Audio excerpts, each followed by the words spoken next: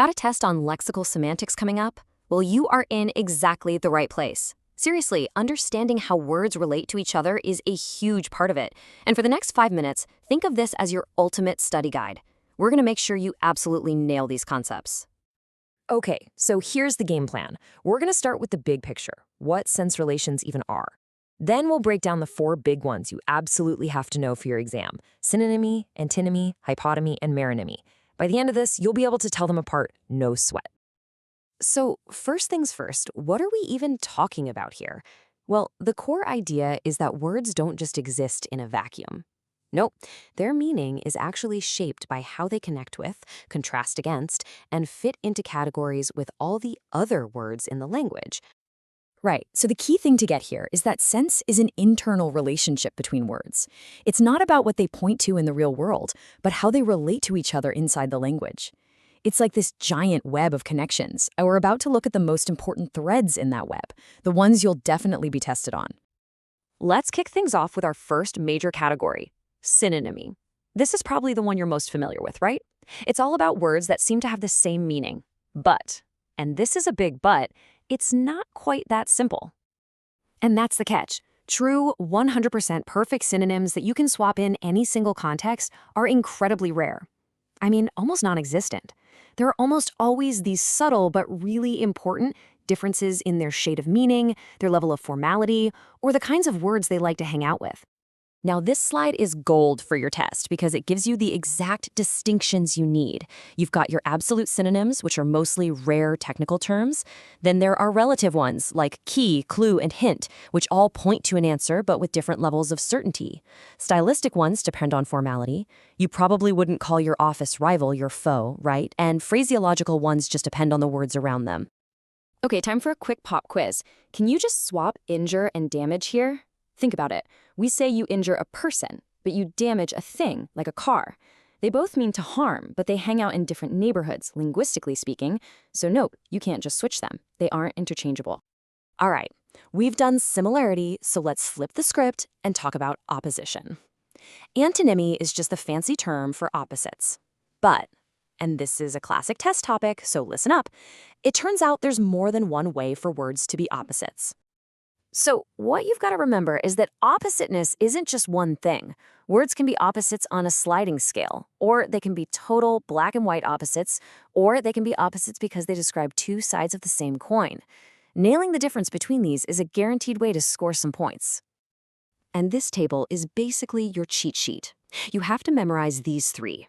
First, gradable antonyms like hot and cold live on a spectrum. You know, things can be warm or cool or lukewarm. Second, complementary antonyms are an either-or deal. You're either dead or you're alive. There is no middle ground. And finally, relational antonyms describe 2 sides of one transaction. If someone sells, someone else has to buy. Okay, let's put it into practice. Take a look at these pairs. Try to stick a label on each one based on what we just saw. Which one is which? I'll give you a second. Think you got it? So how'd you do?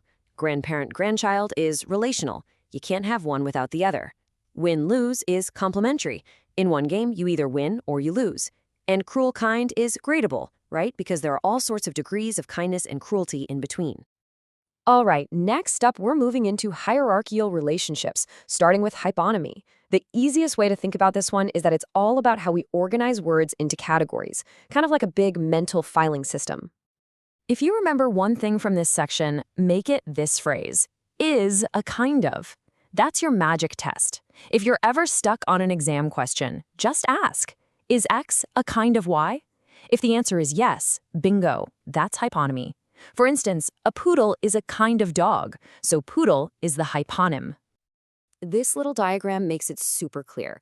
As you go down the tree, things get more specific. A pine is a kind of conifer. A conifer is a kind of plant. That more general term up top, like plant, has a special name. It's the hypernym. And words on the same level, like pine and spruce, we call those cohyponyms.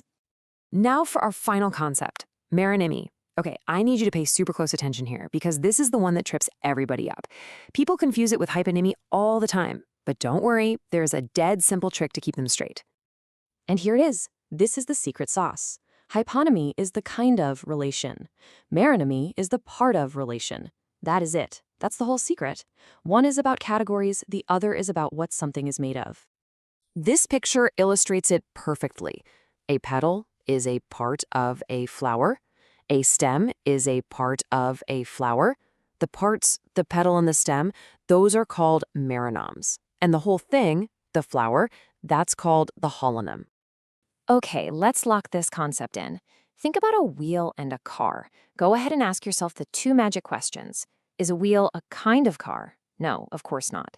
Is a wheel a part of a car? Yes. So which one is it? Yes, it's meronymy. You got it.